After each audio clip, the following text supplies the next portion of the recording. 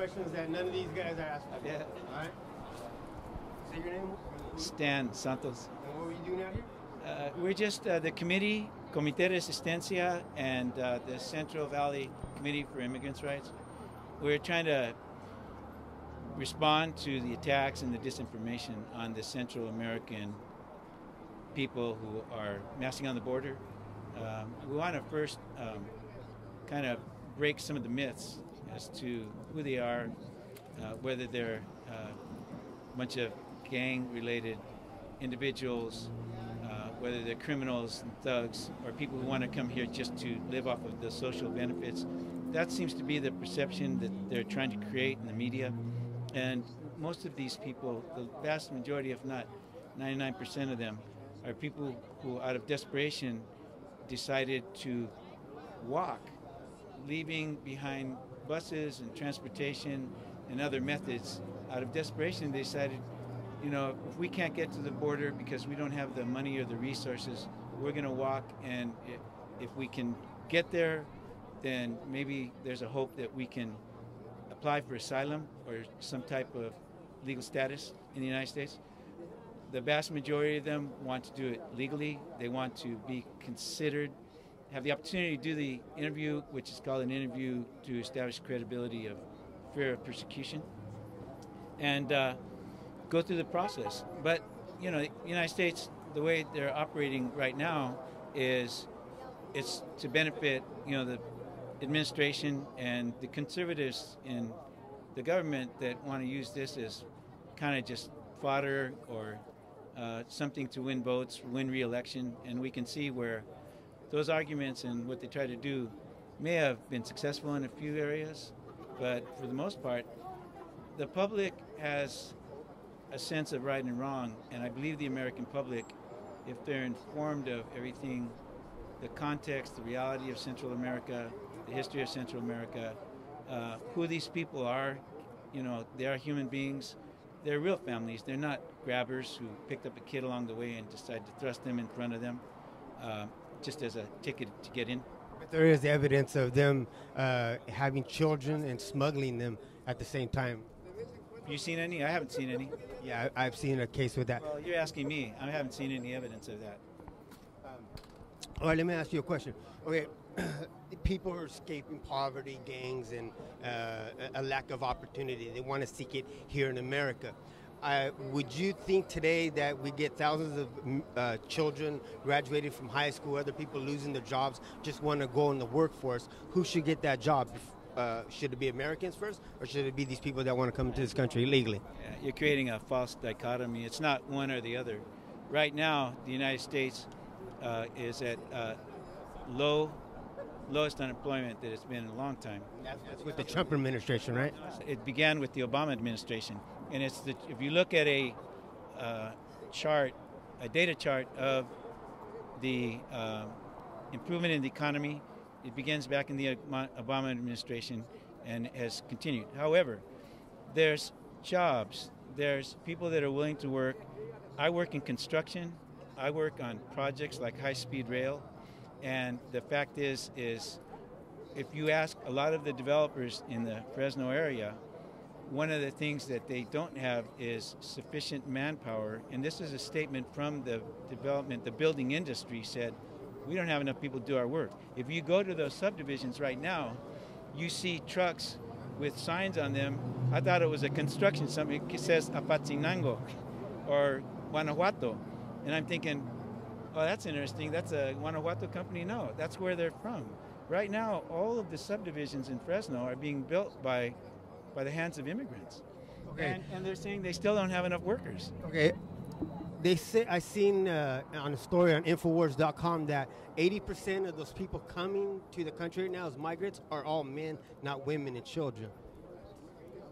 I'm not going to respond to that. That's ridiculous. Okay, how about that when they just rushed the border a few weeks ago, they put the women and children first so they could use them as shields, and then when they started throwing rocks, because there's videos of this, the migrants behind them are throwing rocks at the cops and the police department, the border patrol, and that's when they retaliated with the tear gas. What would you say about that?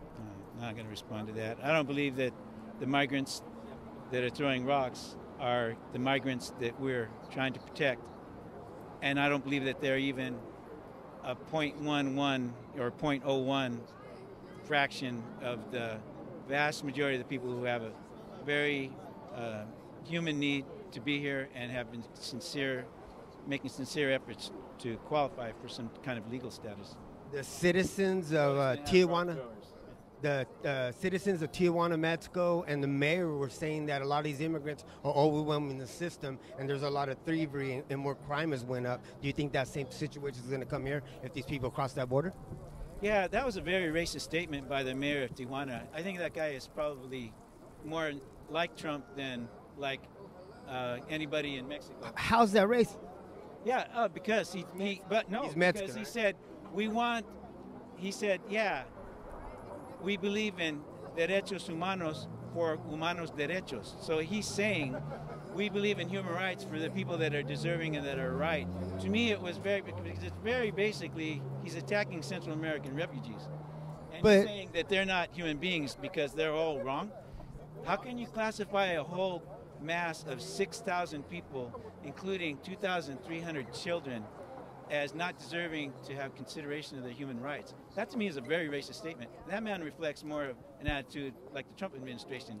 But you got to remember, he's probably part of the outgoing Peña Nieto administration, which I believe today was the last day in office. And with the incoming López Obrador administration, we hope that that will change.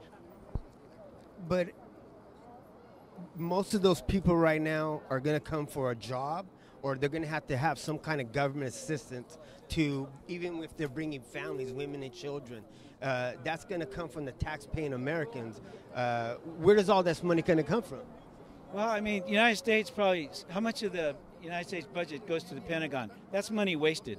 A large amount of that money is wasted. Plus, we've got $1 trillion in debt that Trump has allowed for people to get large income tax breaks. Mostly went to rich people.